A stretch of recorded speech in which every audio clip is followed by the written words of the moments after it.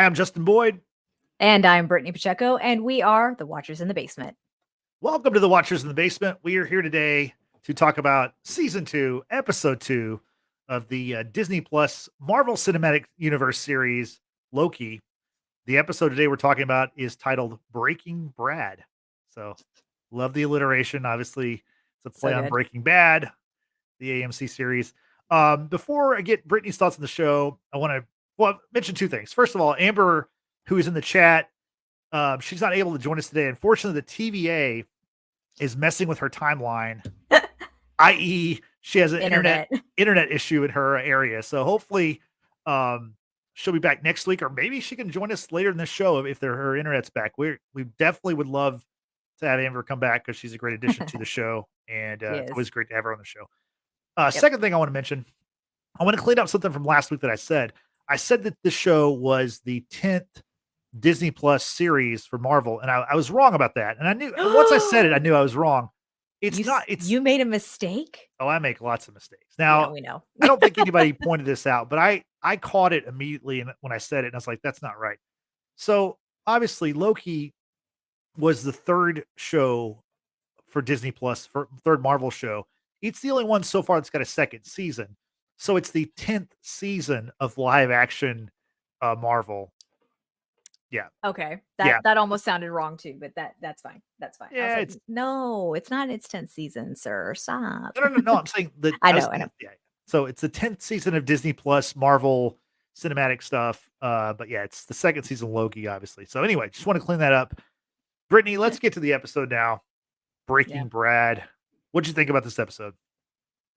It was fun. I actually, like I said with the premiere, I had to rewatch this episode in order to really absorb what was happening in the story. I missed some things during the first watch, so doing the rewatch for me at least has been really helpful to pick up on different little, not so much Easter eggs, but just little things that are said here and there, things that are done here and there, and it kind of helped make sense of things, because after the first watch, it's like, what did I just watch? And apparently that was something a few thousand other people across social media felt as well. So I'm telling y'all, do a rewatch.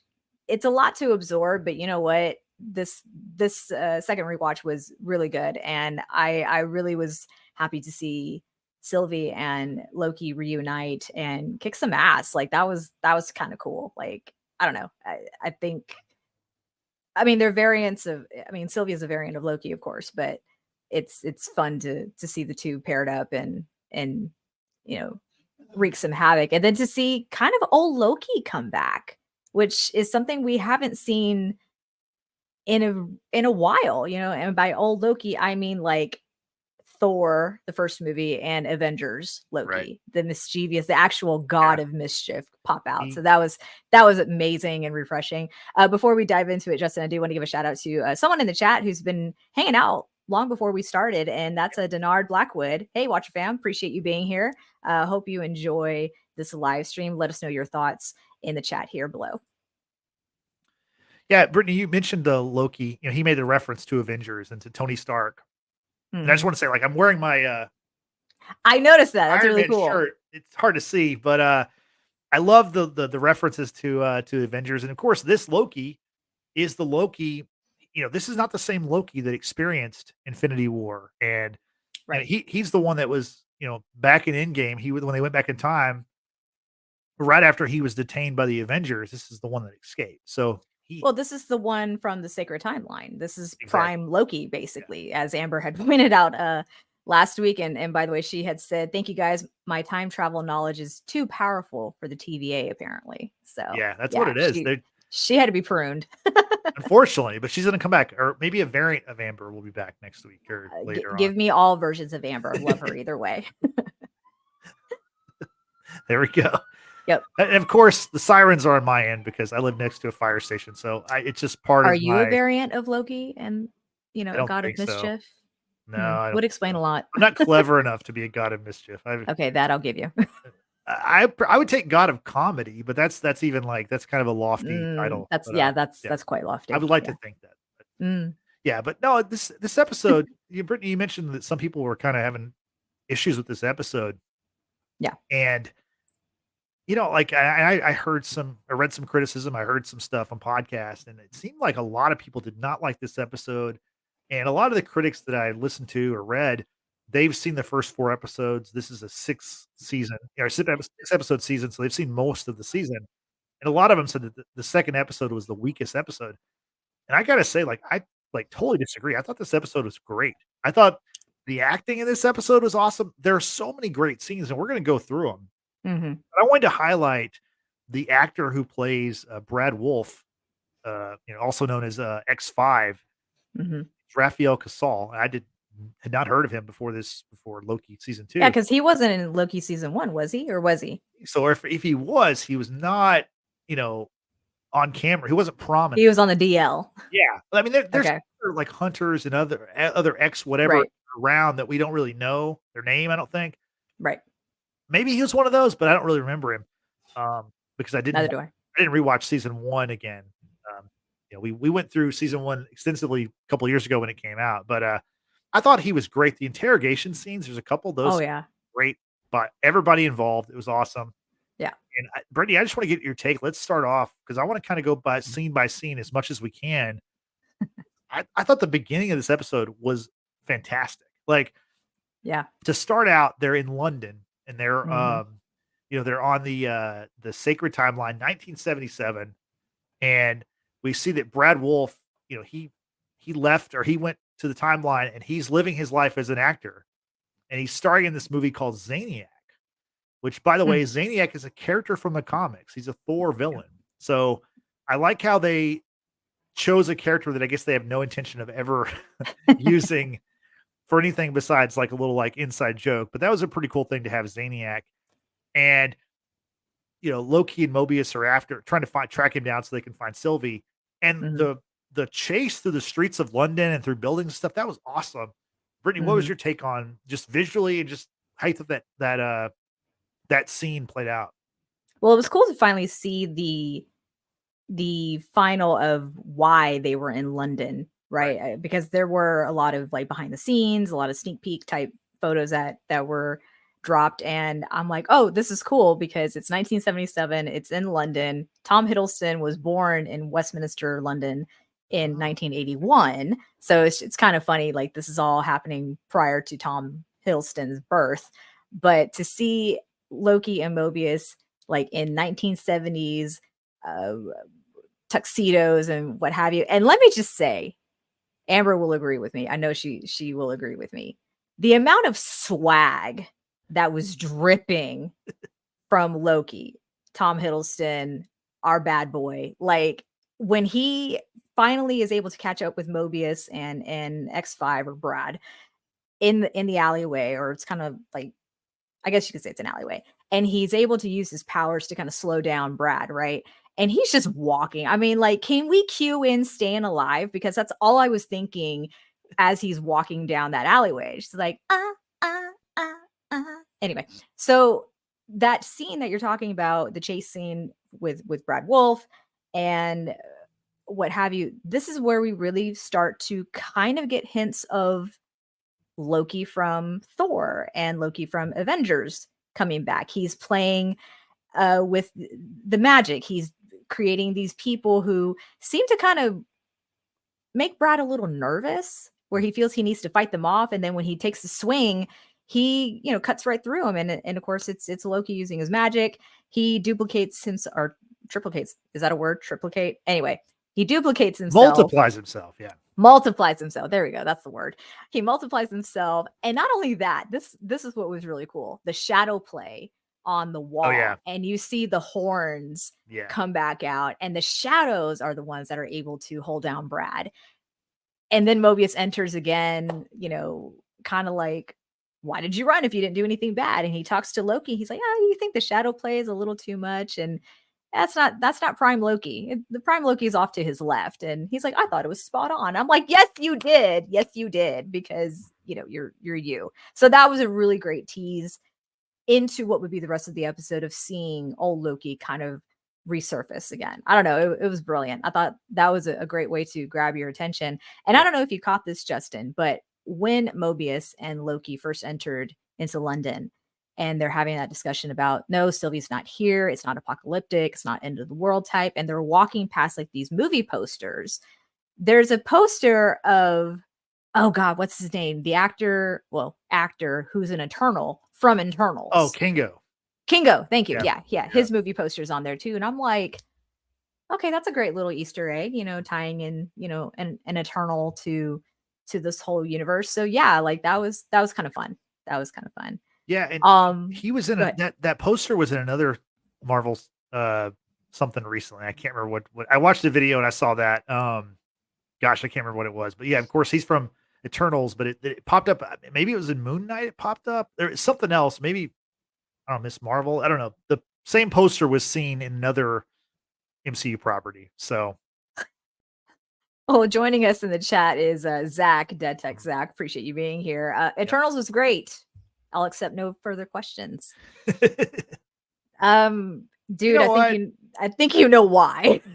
I didn't hate it. Like, and honestly, like, go back and find our review. A lot of people watched that review, which we appreciate. So go check that out. It was a fun one.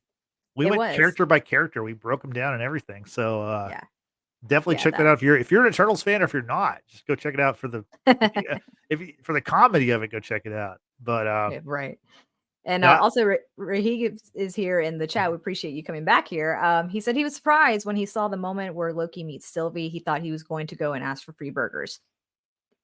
Yeah, I'm with you. I would have done the same at 1982 prices. Yes. Yeah, I mean, just load me up with those mini like Happy Meal burgers from McDonald's. That is your go-to for road trips, isn't it? Yeah, because you can eat those while you're driving. They're like perfect for driving because they don't get messy. It's like it's genius. Seriously, it's as Brad Wolf says, he's like, you can pack this food up, later on they're at McDonald's. He's like, it's very packable or whatever, and like, let's go, transportable. Yeah, but no, back to the opening scene. I thought it was like a great way to kick off this episode. A lot of action. I think they actually were in London, like the filming. Yes, it looked like legit yes locations, and absolutely. Like I said, this Raphael Casal was great in this episode. But then you have the star power of Tom Hiddleston and Owen Wilson. Like, it's like, this is like, for Marvel TV on Disney Plus, this is about as good as it's probably going to get, I think. I mean, because I think, I've talked about this before, like the quote unquote downfall of Marvel recently to me is more about the inclusion of Disney Plus. Like, putting the Marvel Cinematic Universe on streaming TV has hurt Marvel way more than it's helped it. But this episode I thought was a great example of how it can actually work, and this is really good stuff. So for sure. So to let you know, Justin, that because it was on location in London, it's the Leopold Theater that they were inside. So I believe that's a real place. Okay. Didn't get to see that for myself when I was in London, but I believe it. So moving on, they capture Brad. Loki and Mobius capture Brad, take him back to the TVA, and this we get to the first interrogation scene. A lot of great stuff in this scene. You've got Brad. Brad's got a lot of comebacks. Like, he's going right at Loki, coming right for his head, right for the jugular. Yeah. My God. He's got the time collar on, and he's basically telling everybody, like, look, no one here has the authority to question me. And then he tells Loki, he's like, look, you make everything worse. You make everything worse for Mobius. You make everything worse for B15, and you make everything worse for your mother, which obviously Frigga, of course, died. Which shots fired there. Fired. Then he straight up just says, Loki, you're a loser and a villain. You're trying to be a hero. You're a villain. You've done some awful, terrible things to lots of people. Yeah. And it's like, you're good at being a villain. Do that. And it's like, say less. Right.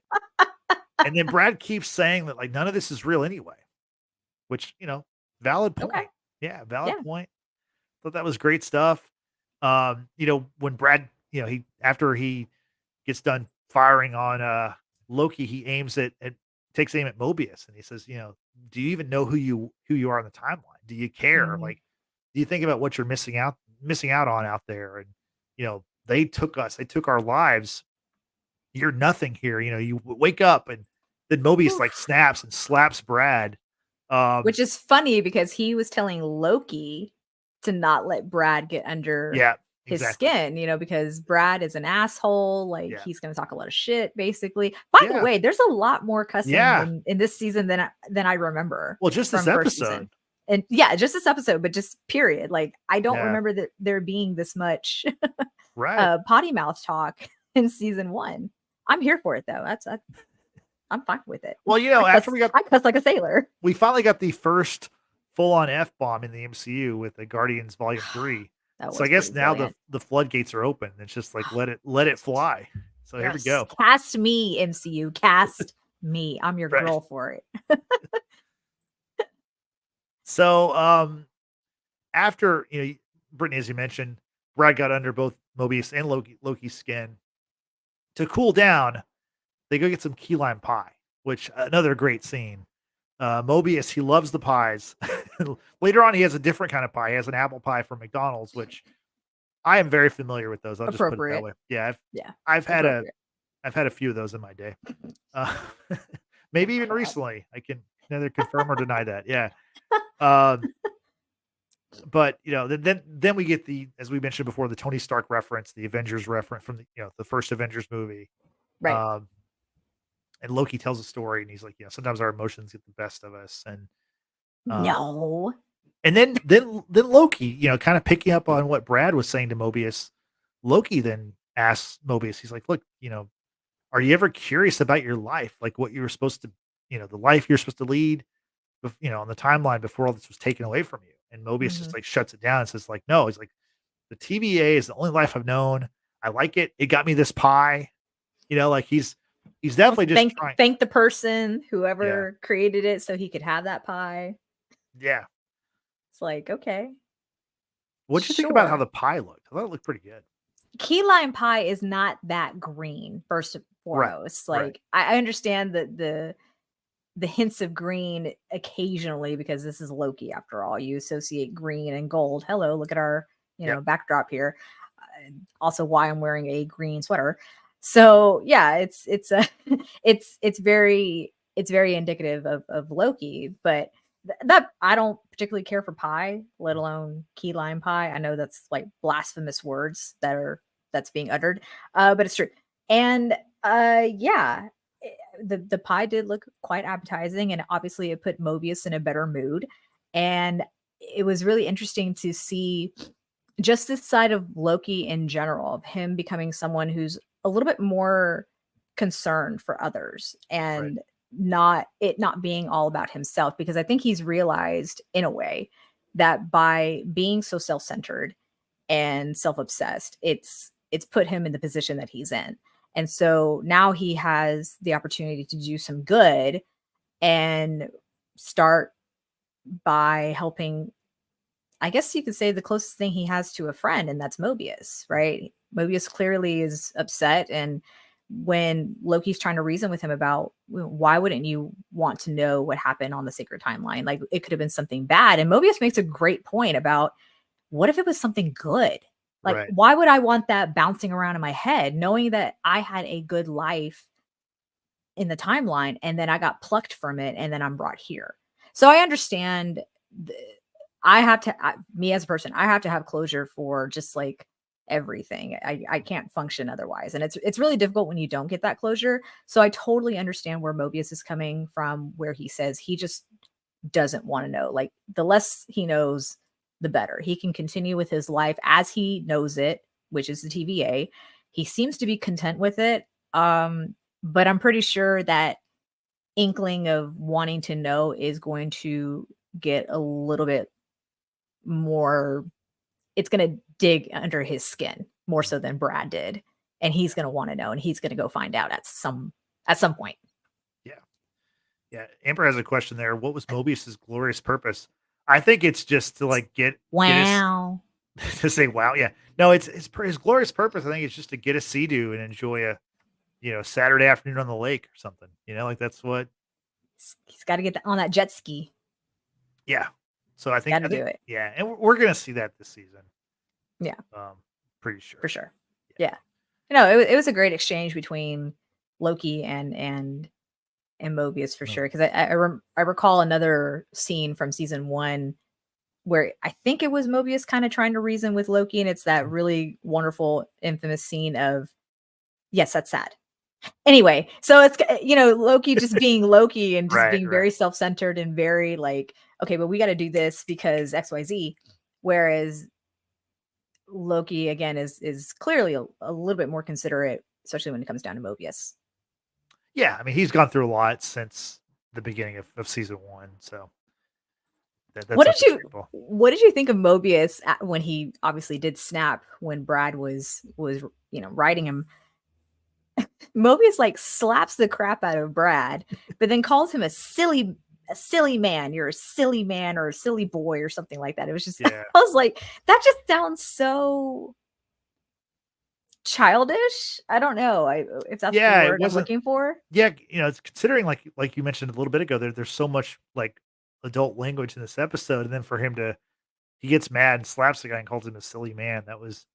He's like, you're a silly man. And I'm like, what? And before he slaps Brad calls him a nowhere man, which I wonder if that's like the ultimate put down for somebody in the TVA, because I guess you're perpetually stuck in this time loop of trying to preserve all of time. So that would make some sense. If you're a nowhere man, you have no purpose, no standing anywhere. So that might be the ultimate put down. So yeah. Yikes. So after Mobius and Loki share some key lime pie, they devise a plan for their second interrogation of Brad. They threaten to torture Brad with this machine, which I can't really explain besides it's just like, there's a controller for it, and you can put someone in a cube, and you can, to torture them or to put pressure on them, you can decrease the size of the cube. And we see if you're claustrophobic, this was a tough watch because they put Brad in a small cube, or I say it's Loki, because they had the plan where Mobius walks out. The stool even smaller than what it was. Yeah. And I'm a little person. Yeah. I did like the part because, in the first interrogation, Brad throws it in Loki's face. Like, you're not a hero. You're a villain. Be a villain. That's what you're good at. And then when Loki, is threatening Brad, and obviously he has Brad very frightened. Mm-hmm. Loki throws it back in his face. He's like, I'm not trying to be a hero. I'm a villain, remember? And like, then he puts the cube gets smaller and smaller. You see Brad's like elbows and knees up against the side of it, and he's running out of room. And Loki keeps talking. It's like, because I've done awful, terrible, awful things, and he just keeps shrinking the box.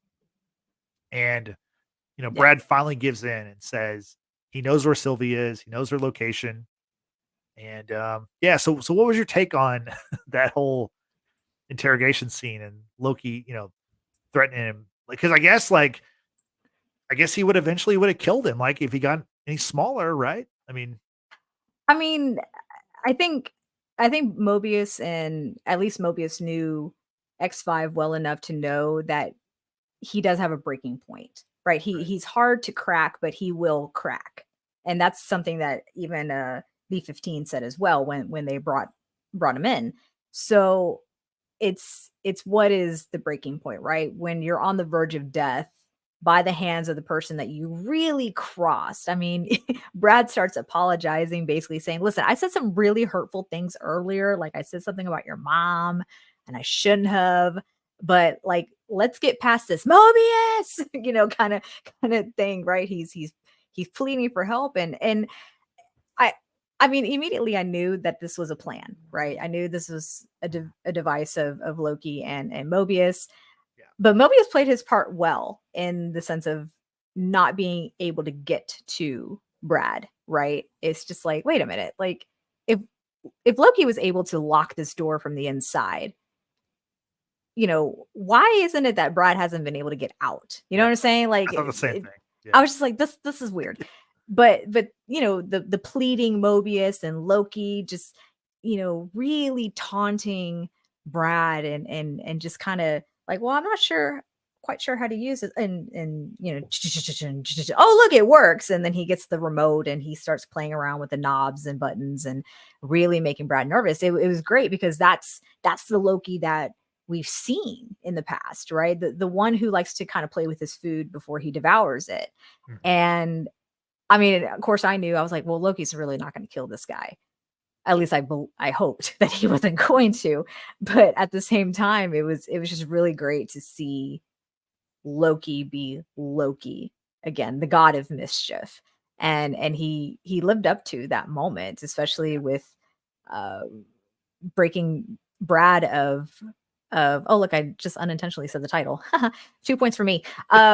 Breaking Brad to reveal the true nature of why he was in the sacred timeline. It's because he ditched Docs and all the other hunters and whatever it was that they were doing, but he did find Sylvie before he went and pursued a life of his own.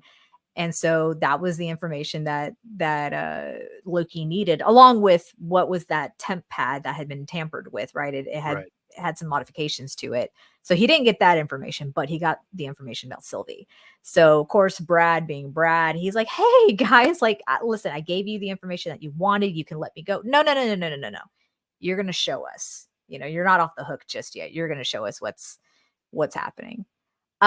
Quickly here in the chat, Justin, Zach asks, I'm going to get your name right. I'm sorry. Zach says, Brad is far from a man willing to die for his principles, especially as he doesn't have any. That's very true. That is extremely true. Self-preservation, because I think he does realize like he had a great life on the timeline as the star of Zaniac and possibly Zaniac 2. And who knows, the Zaniac cinematic universe could be like waiting for him. Yeah. Stop it right now. One other comment in the chat here from Rahib. According to you, how do you think the series will end? Will Loki become king, or will someone else happen, or something else happen? Take that first, or I don't know about king being the word. I think he might just kind of shift his principles and realize that, of course, he was never going to be a king of Asgard. I think we kind of discussed this on the last pod. But I think he's got that opportunity to maybe do some good and change the things that are happening in the TVA, especially knowing who was at the end of time, he who remains, and the variants, and what's like this war that's to come. I think he's got that opportunity to like actually prove himself to be a hero as opposed to being a villain. So how the series will end, though, hopefully not with his death. God, that would, and I mean like actual like Loki forever dead, right, all variants included. I don't think so. That would be really sad. Justin. So I think that obviously this show very soon we're going to get Kang, He Who Remains, Victor Timely, whatever his name is in this show. We're going to get that character, and I believe this show is supposed to lead into Avengers Kang Dynasty. So I don't think that Loki season 2 will have a triumphant end for the God of Mischief, but I also don't think that he's going to die, because we also seen him die, the other version of him die. So honestly, I really don't know, but I do think that we're going to see the rise of Kang, and Loki will just be kind of caught up in it, much like what happened in Quantum Mania, where Ant-Man's like, oh, did I beat him? Like, I actually thought that was a really good ending to that movie. I don't know, not a ton of people loved Quantum Mania, but I thought it was pretty good, and I thought it was very creative the way they did I liked that. it fine. Especially for for this interconnected universe that spans soon to be 33 movies and 9 Good TV Lord. series, and there's a lot to it. So yeah. Zach also asks, did he, and I'm guessing you're referring to X5, did he kill the Brad of 616?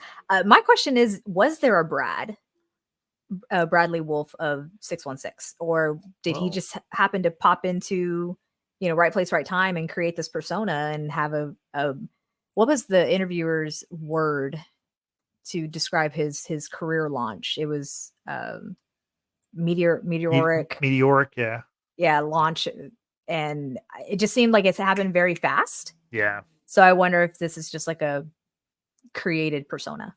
Could be. And I think like the 616 part of it, that's where it's kind of tricky, because 616 is like the main Marvel Comics universe, Right. but even in the MCU, it's sort of for debate. I know Kevin Feige, who is obviously in charge of all this, has said it's 616. But if you saw Spider-Man Across the Spider-Verse, they make a reference to Doctor Strange, and they make a reference to No Way Home taking place in, Earth 19999, I believe. So it's not super clear what Earth is the established Marvel universe. I mean, Yeah. I assume it's 616, but then it kind of doesn't make sense because if the comic universe is 616, then it should be something else. So Yeah. No, you're right. that's Yeah. not It's clear. Yeah. Yeah. Too yeah. many nines. Yeah. Zach makes a good point. Aside from there being too many nines, to Yeah. me, he says if Brad was a variant, he'd have to have existed. I mean, that's fair. They'd had to exist at one point or another. And this is where that all this time stuff still kind of gets a little confusing, and like Yeah. the variants and being plucked and what have you. I know Amber's really great at explaining, stuff when it And comes visual to aids. time. She's really good at Visual visual. aids with the arms Yeah. and ding ding ding, that kind of thing. But yeah, it's that kind of stuff like I can't really elaborate on personally because I don't fully understand it. But I do get the point about like if he's a variant, then he'd have to have existed. But at what point did he exist? You know what I'm saying? Like it's Right. just it's very Let's get a little see tricky. Amber for all your questions. She should be back next week. So Hopefully, but she yeah. is here in the chat. Yeah, she's here. So. She'll probably give you a quick rundown about that. No visual aids though. Sorry. Yeah. Next week though. Next week. So before we see Mobius and Loki and what's his name?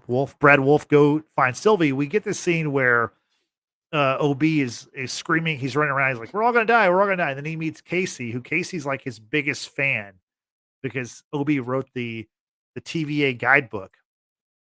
And I love how he's like, oh, we're all gonna die, and then it's like, nice to meet you.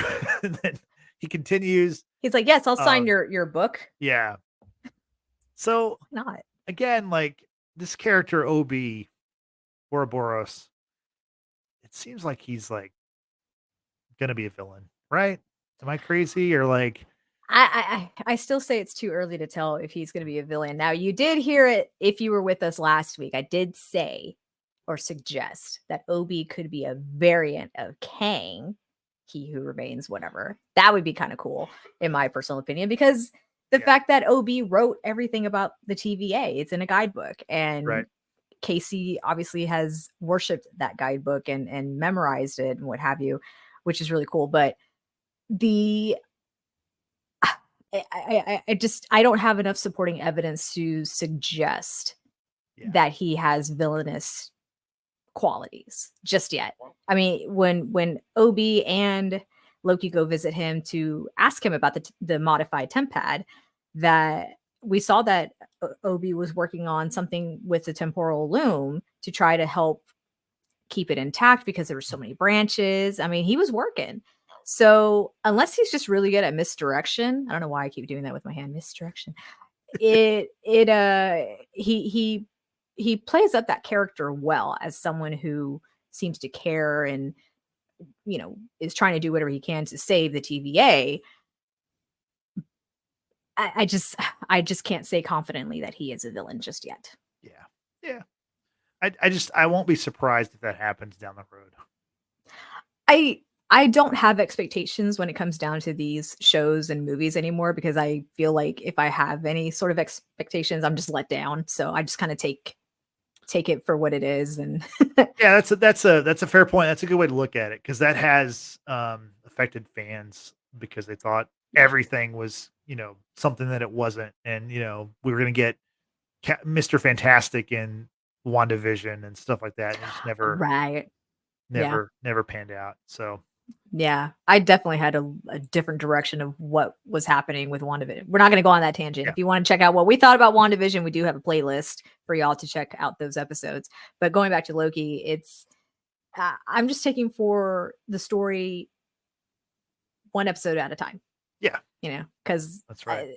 it seems like something big is going to happen because obviously it's going to play into Kang Dynasty, right? Right. Or it should. I So may be totally it sh- wrong. I mean, obviously, there's movies that are going to be in front of that right, movie, right. but like, I don't know that Kang is going to be in Deadpool 3. In fact, I highly doubt it. I would highly doubt that. I think there's a lot Right. that's going on in Deadpool 3 that it kind Yeah. of deals with the TVA, but it's not going to deal with that direct Right. And then like villain. Captain America: Brave New World, I don't think we're going to see Kang in that either. No, probably So not. again, I need to look back and see, or look up and see when I Kang think Dynasty is supposed to happen. But I think he's going to be reserved for probably the movie. I really do think that. I don't yeah, I don't. because if you start putting Kang into every like other installation Right. of Marvel, then it's not going to be special by the end of it, Right. right? It's Right. gonna it makes sense to bring back Kang in this show because that's how we left off season 1, Yeah. right? Because he talked about his variants and all Yeah. the things that were going to happen. It made sense to put him in Quantumania because that's like the first big introduction of Kang in a movie. Mhm. So I don't think we're going to get a lot of Yeah. a lot of him in other MCU Yeah. installations until Kang Dynasty. Yeah. I think that's right on. Yeah. So now let's get to another great scene. We get Loki and Sylvie's unhappy reunion.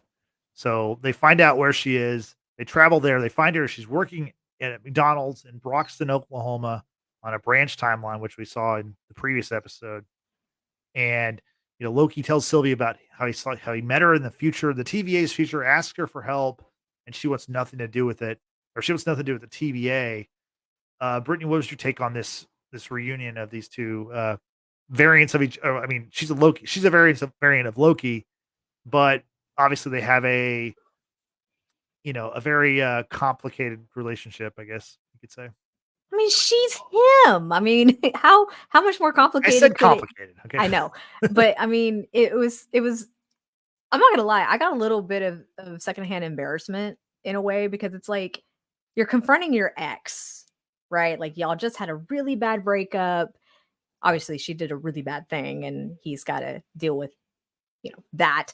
But she obviously is a great employee at McDonald's, right? She's on top of it, refilling those straws. she's loving it, no doubt She about is it. loving it. Oh, Justin, that was so good. Damn. Why didn't I think of that? But she, she's started her life and then enters Loki, blast from the past, and in a way. And he looks very hurt. Like he wants to cry when he approaches her and he wants to talk and she kind of wants to give him the cold shoulder, but she's like, my break's in a few minutes or whatever. So they go and talk and it's kind of funny seeing Brad and Mobius in the background because Brad's all like, this is awkward. And Mobius is like, we're not leaving until I get some pie. Like two different personalities, two different dynamics operating here at the same time, right? Of course, Brad knows something that we all don't know at the moment. So when Sylvie and Loki talk and he's explaining to her what he's encountered and how he saw her in the future, and she's just like, I really don't care. Also, that sounds like something that's already been written and solidified, and we know that that's not true because I made sure of it. I'm thinking to myself, well, then how has this come to pass? How was he able to travel to the future, see her at the TVA when the TVA looks like it's in utter destruction? So I'm curious now, how far in the future will that actually take place from the present, like Right. Loki's present? You know what I'm saying? Not because he's gone back in time, but for Loki's present, how much farther in the future will those events happen? Because like I said in episode 1, he's in the temporal loom and he knows he's in the future because he sees the word skin written in dust on the side of the computer. Oh, that's right. So that, to me, I believe I'm going to say this is not far off. no. I'm going to say season finale future, maybe. And Okay. there's only 4 more episodes, so it's not like it's that far. I'm gonna go with penultimate. There we that go. feeds into the finale. Good call. Good call on that one. Yeah, I mean, if we learned anything from Game of Thrones, if you're gonna like want to make a really good impact, you got to watch the penultimate. Like the penultimate is what sets up the mood. Except season 8, don't don't do that to yourself. Don't. Right. Don't. Here in the chat, Amber says, talk about self-reflection. Ha! Good point. Zach says, I'm banking on F4 as Rama Tut, even in a cameo. Okay. I think I follow. But you might have to explain a little bit more. Are we talking about a variant of Kang? He Who Remains? Remember we saw Rama Tut in at the end of Quantumania. You're right. Right. You're right. Also here in the chat, we've got Raheem asking, I was just wondering, like Tony Stark always used to name his AI like Jarvis, means just a rather very intelligent system. Same goes for his other AIs. Then what does Miss Minutes from Kang stand for? I don't think that Miss Minutes actually stands for anything, truthfully. I just think it's just a very clever name because of being in the TVA, and it deals with time, and like you associate minutes with time, of course. So I take it in a quite literal sense. I don't think it's an acronym for anything. Yeah, no, I agree with you. Yeah. So F4 equals Fantastic Four. Thank you. I was thinking Fast and Furious 4. I don't know why. That's just where my mind went. We're big Fast fans over here. But yeah, I think definitely he'll pop back up. Yep, agree. Yeah, it's just not clear when Fantastic Four is going to happen. No one knows. So, I mean, the writer's strike is done, but the actors strike is not. So yeah, we're gonna be waiting for a bit. That's for sure. Yeah, I mean, they haven't casted them. I mean, not that we know, they haven't even casted the Fantastic Four. I think they've cast Sue Storm. Is that her name? Yeah, I mean, the rumor is it's going to be Vanessa Kirby. Speaking of the Fast and Furious universe, she was in Hobbs and Shaw. Yeah. So apparently she's going to play Sue Storm. The Johnny Storm is an actor. I think it's one of the actors from Stranger Things, which is a show that I don't watch, so I'm not familiar with him. Same. But we don't know who's going to play the Thing. We don't know who's going to play Mr. Fantastic. So that movie's a ways off, I think. Yeah, I agree. 2-3 years, I would say. I'm okay if it doesn't happen because I didn't care for the iterations that unfortunately has Chris Evans and Jessica Alba, and I didn't care for the reboot either. So, well, I mean, it's going to happen because the Fantastic Four is Marvel's first family, their first characters, and they're great characters. And those movies weren't terrible. Now, the Fan Four Stick movie that came out in 2016 was not great. It was not. Yeah, we might do a rewatchable about that someday, or a rewatch. But and by we, he means him. Well, maybe, yeah. Just to kind of I don't know. Maybe Frank will join you. Yeah, I need somebody to bounce it off of. So, anyway, so you mentioned the Morbius talking to Brad. Mobius. See, that's not Morbius. I know. Made that mistake. This is the first time I made that mistake. Aegon and Aegon and Aegon. That's the same name over and over. I know. Morbius and Mobius are different names. I made the mistake. Yeah. Because I've had some technical difficulties, if you haven't noticed, but I'm back up and running, hopefully. How many times I have to tell you, smoke and mirrors? Yeah. Mobius, though, talking with Brad over food, and I like Mobius is like, he's like, I thought you were setting us up for an ambush. He's like, I didn't know you were setting us up for a great meal. And then great. We got the part where they're talking about Zaniac, and Brad's all that was supposedly unscripted. It was totally ad-lib between the two of them. It was just kind of like, I think from what I read, it was kind of like, hey, we're going to set up the camera. You're going to acknowledge this, but you're going to carry on a conversation and it just go kind of thing. Okay. Well, yeah. Good job by them. They did a good job. Yeah. It was great. It was great banter. I liked talking about Zaniac. Brad says it's elevated thriller. He's like, it's cinema, which I think is kind of a shot at Martin Scorsese, who several years ago, but he's continued to beat the drum that Marvel is not cinema, which I think is ridiculous. Marvel movies are played in movie theaters. Like his movies are played in movie theaters, except for the ones that go to Netflix that are 3 hours long, that you can literally sleep through the middle of one of them and not miss a second, because I did that with The Irishman.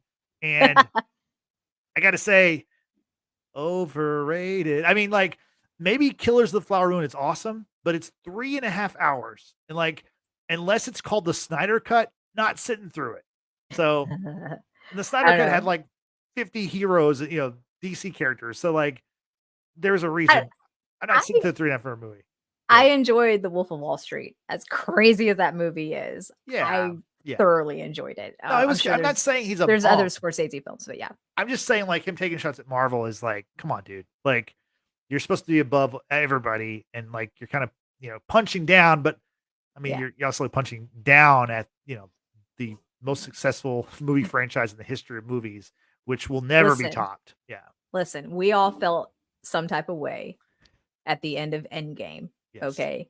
Right. Also, at time of recording, it's the day after Tony Stark makes the ultimate sacrifice. His What should be his actual death. Yeah. Yeah. So R.I.P. to Tony Stark. Yeah. He is Iron Man. Yeah. It's hard to say. So yeah, that was I'm not as good with the visual aids. That's Amber's job, not me. Oh my gosh. Yeah. So no, I'm saying it's cinema. We all felt some type of way with Endgame when Tony Stark died, and for me, boohoo all over again to this day when Morgan Stark says she wants cheeseburgers. Oh my god. Yeah. If that's not cinema, I don't know what is. That's magic. Because it's magic right there. They make you care about talking trees and laser shooting raccoons, and they've done and AIs that get bodies. I mean, all of their characters are so well, drawn and created fleshed and out, crafted. It's come on, man. Like you don't like it, but like a lot of other people do. So, whatever. Work and on scene. Yeah. Back to this banter between Anyway, I thought it was nice for them to kind of like a little dig at Scorsese for his comments from a couple of years ago. Anyway, presumably. Yeah. So Brad finally admits that like, look, they're all in mortal danger. And because he's been antsy. He's been like, we need to go. Like from the moment that he confessed, he's like, okay, I'm gonna go back to the TVA. Let me go back. And it's like, okay, well, we understand, or Mobius says, we understand why you would want to go to the timeline, but now you just want to go back to the TV. Like, what's going on? Did you set us up? And then to which Brad confesses that, Docs and company are going to blow up all these branches. Like, everybody gonna die. Girl in orange shirt. Everybody or everybody? Everybody. I know what I said. Everybody. I've heard they're all getting tipsy too. Yeah, damn, you beat me to it. Yeah, go ahead. Listen, I'm from Houston. Okay, this is what we do. I live in Houston as well. You're not from here, sir. I've been here for a while though. I've still been here longer. Okay, fair. You win. You win.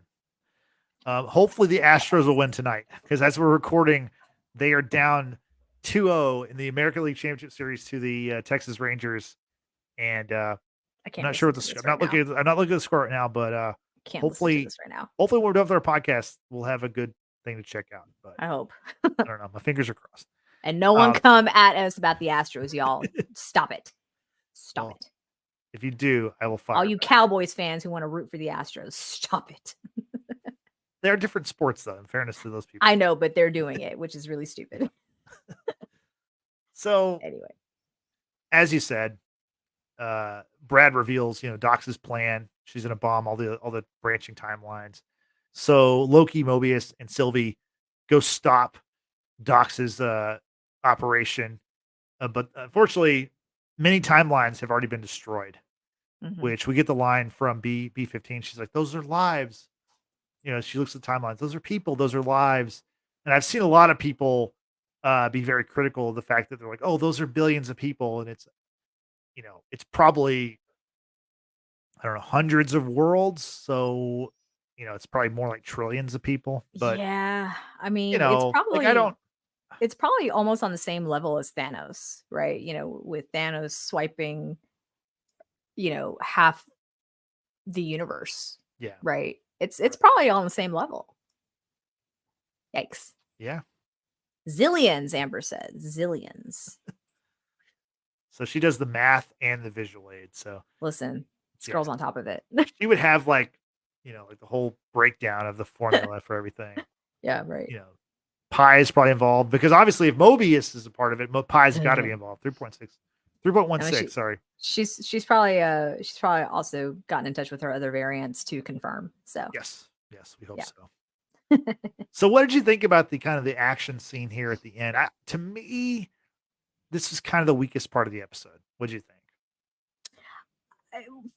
I don't know if I would say weakest. I think in a way, not weak. It was just very slow compared to the pacing of the rest of the episode. And it was the conversation between Loki and Mobius with key lime pie. To me, I understand why it was needed. I just felt like, is that something that could have stayed, or could it have been removed or shortened, and we could have, kept the pace going, right?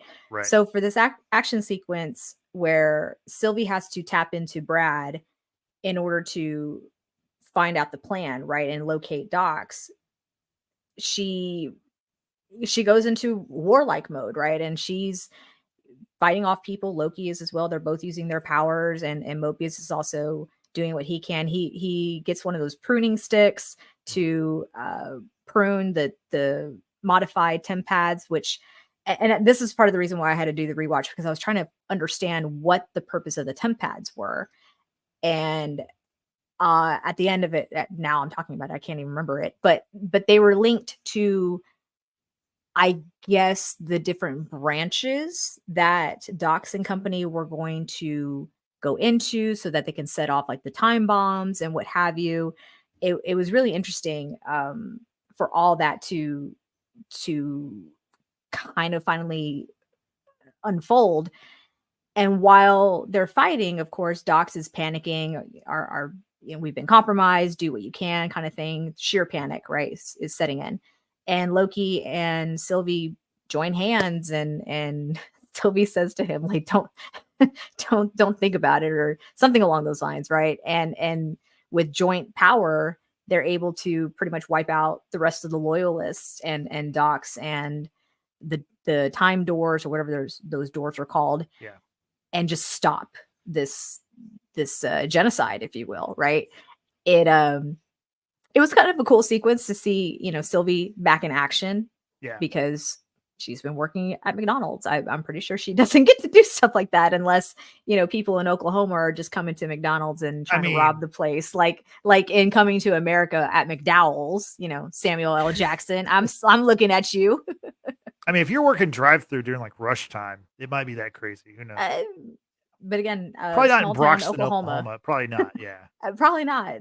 Don't know. Never been to the States. So, but yeah, it was, I thought it was fine. I liked how the beginning of the episode started with a fight sequence in a way. And then we kind of ended it with a similar sequence. So I was good with it. I was happy to see some actual like action, fighting action, because I think it's always great to see these actors do a little bit more physical things other than just like sit in a room and talk.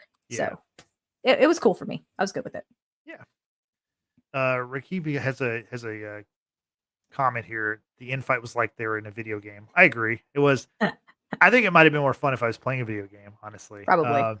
Yeah. I just thought like it was like kind of a rushed, like you had all these like great scenes and all this great acting, and then like you kind of have this like rushed resolution to defeat this person who is destroying hundreds of branches. But is it rushed? I mean, once Brad finally like says the truth and the sense of urgency kicks in. I mean, listen, you and I work in a very reactive environment, right? When things happen, we got to move quickly. So it almost kind of makes sense for things to move very quickly in order for them to stop the purging of these branch timelines. It's not so much that like they reacted quickly. They did the right thing, meaning they being Loki and Mobius and Sylvie, B-15 and everybody.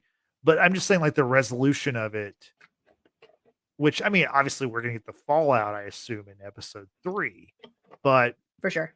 It was just like I said, like the tone of the story kind of was sped up to me, as opposed to like you had all these great scenes and then now you kind of have this quick resolution. Whereas, we can get to the fight, but then maybe that carries over to the next episode, have a cliffhanger, But something. time moves differently in the TVA. Time marches So on. Yeah. I think but Metallica said that. Yeah. Um, so yeah, so that was the resolution of that. And then, hmm Loki tries to get Sylvie to join him to return to the TVA. And she says, the TVA is the problem. It's broken. I'm going home if it's still there. And home meaning her McDonald's in Broxton, Oklahoma. Yeah. And we see that she does actually return to that McDonald's. hmm And she talks to Jack, who is the kid behind the counter, who he's waiting for his mom to pick him up after work. I have a theory And about Jack. I think, Whenever you're done. I think we're going to talk about that here in a second. I've read some stuff too, so we'll get to that here Yeah. in a second. And then, he goes about his way, and then we notice that she still has He Who Remains Tempad in her hand. So Okay, I'm glad you clarified that because I yeah, knew it was some sort of like device that right. allowed her to It's move through very time. quick. Yeah, they show. Yeah, I mean, if you don't watch the recap before each episode, you're probably going to miss out on some things. But it was shown in the recap from season 1 before the beginning of this episode. So I'm like, okay, wait, but what is that? I just couldn't remember what it was. So it is a very quote ancient looking temp pad. yeah. It's not as sophisticated and modified smaller one. as Yeah. digital. Right. Right. So okay, that makes a lot more sense. That explains how she was able to open the door and get back to her timeline. Perfect sense. Cool. So that's that. Let's get to what I think you're going to mention. So Eric. Well, Voss, real quick. Sorry. Go ahead. Yeah. Real quick. Sorry. Did you happen to notice Sylvie's truck and what color it was? It's a lime green Ford Ranger. Yes. Yeah. So we're going to get all these hints of green. Sorry, I just had one little thing I had to point out. I didn't have that in my notes, but that's a good. I like the nugget. truck. Yeah. I like the truck. Okay. I want to drive. You want to drive? I want to drive. I'm gonna go fast. Probably wouldn't go fast, but no, burn a lot of gas. But the one good thing, probably Broxton, Oklahoma, there's probably not a ton of stop signs or any traffic lights, so you're probably good to go. Country road, take me home. A lot of farm to market roads, which I'm familiar with that growing up where I grew up. So anyway, so let's get to it. Eric Voss of New Rockstars, who obviously is a huge star on in this space on YouTube, and not that New Rockstars needs any help; they have millions of subscribers. But he put out a really cool video that I think everyone should check out. And his theory is that Jack, the kid behind the counter at McDonald's, is actually a younger Mobius. Now, Brittany, is that what you were going to say? That is exactly what I was going to say. Tell me why you think that's the case. Not so much that I really truly believe in this theory. It is something that, like you, I read somewhere. It kind of has fitting qualities because, for one, Mobius is told that that's not his real name, according to Brad. Now, Brad could just be lying, right? Brad could have just been trying to get underneath Mobius' skin. However, if we do kind of keep up with that sort of logic, Mobius very much could have likely been named Jack. He could have been a teenager in the 80s.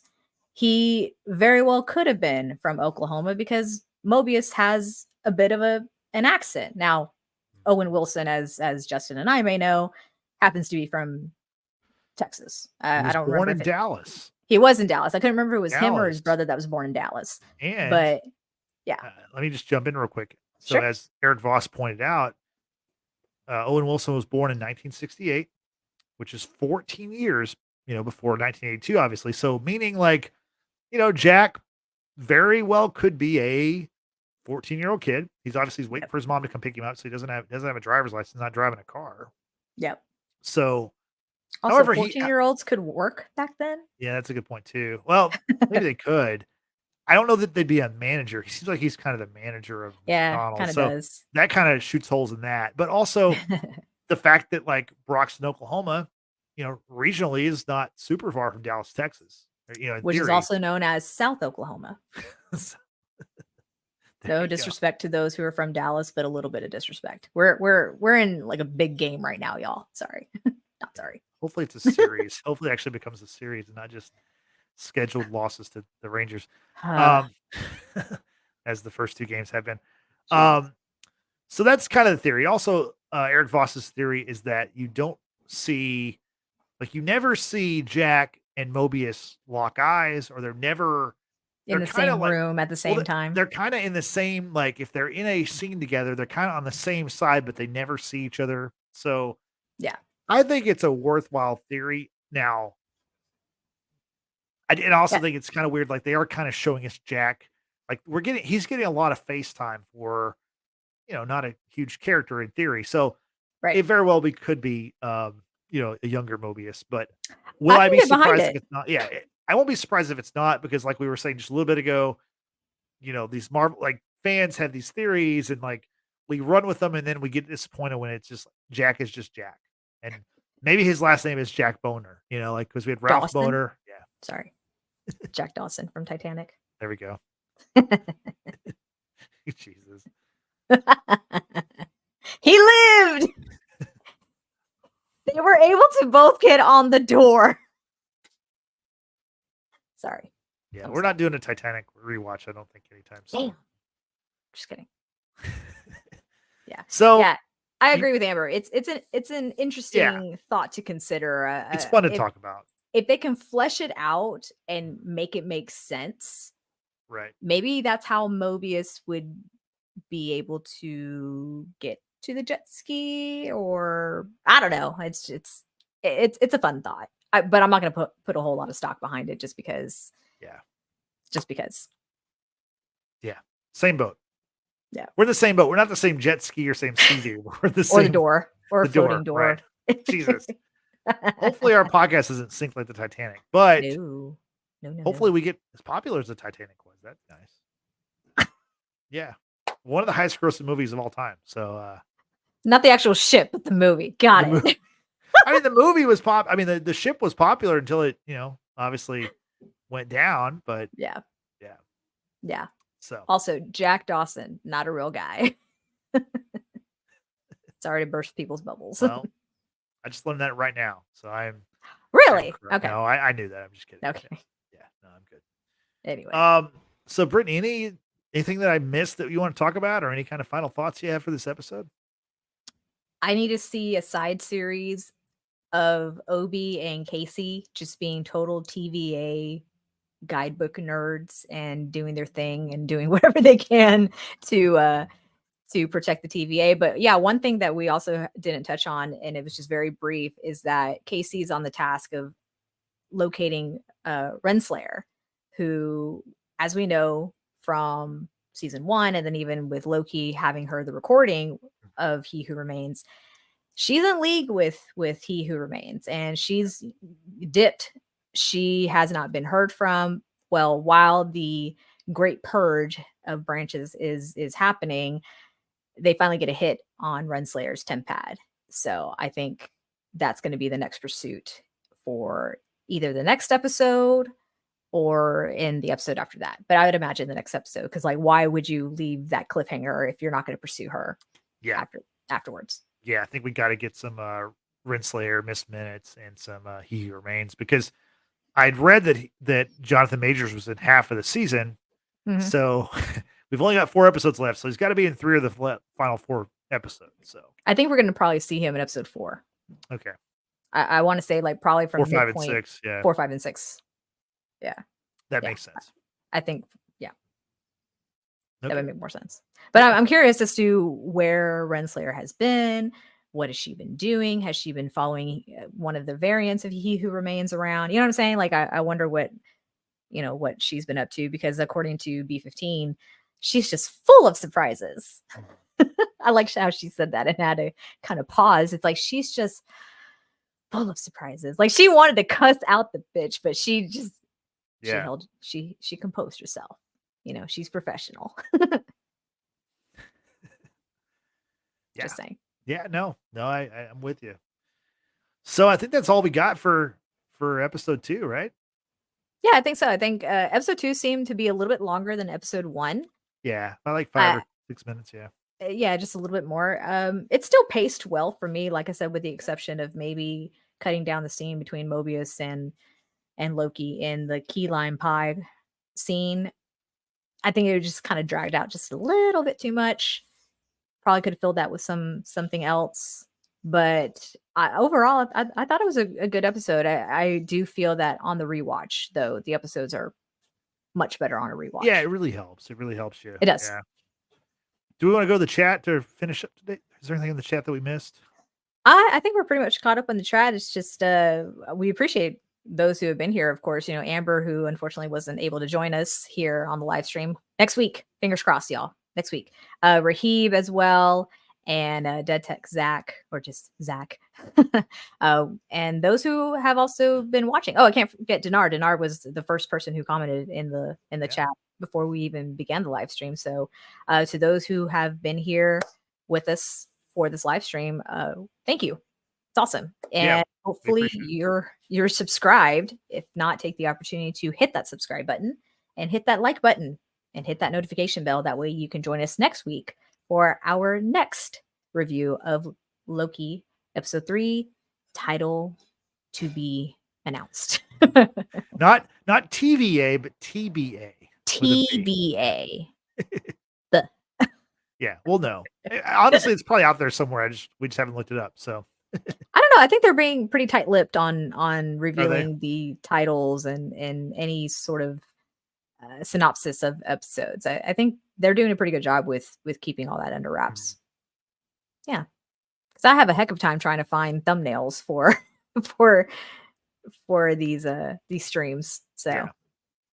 Yep. And, because we're doing this show on a Wednesday, we don't have to wait very long for the next episode. It's tomorrow night. As we're recording, it's tomorrow, Thursday night. So that's right. I'm looking forward to that. Also, the other show we're reviewing currently is Gen V, which also airs on Thursday night. So my Thursday nights are booked with superhero goodness. I love it. Screw football. Like, oh, yeah. I mean, the Amazon football game is the worst game of the week. I hardly ever watch it. Now, our Astros will be playing tomorrow. Hopefully they'll be attempting to tie the series and not trying to stay alive, but I might be watching some of that too. But no, I've got my superhero shows to watch, so I'll be happy with that. Right. But yeah, so now that you know what we think about the episode, Brittany, how can people tell us what they think about it? As I mentioned earlier, subscribing to us, liking the videos, also joining us for the live chats. This is what's really fun about doing these live streams, y'all, is getting to engage with you and answering your questions, getting your feedback. That's what's always fun, because we're just able to keep that conversation going. And it's not just Justin, myself, even when we have Amber or Frank, George, Tristan, Marcy, the rest of the watchers. But yeah, it's fun engaging with our audience. So appreciate that. Keep that going. You can also find us on Facebook, Twitter, and Instagram, and Threads at Watchers Basement, and help grow our audience by using the same hashtag, Watchers Basement. Send us your memes, send us your articles, send us things that you want us to check out and review. We'll be happy to do so. And if video podcast is not your thing, we've got you covered with audio podcasts that are available on Apple Podcasts and Spotify. So be sure to follow us on those platforms and give us a 5-star rating. Thank you, Brittany. I appreciate it. So for Brittany, I'm Justin saying thanks for watching. Thanks for listening. We will see you next week. Have a good rest of your day. Bye-bye.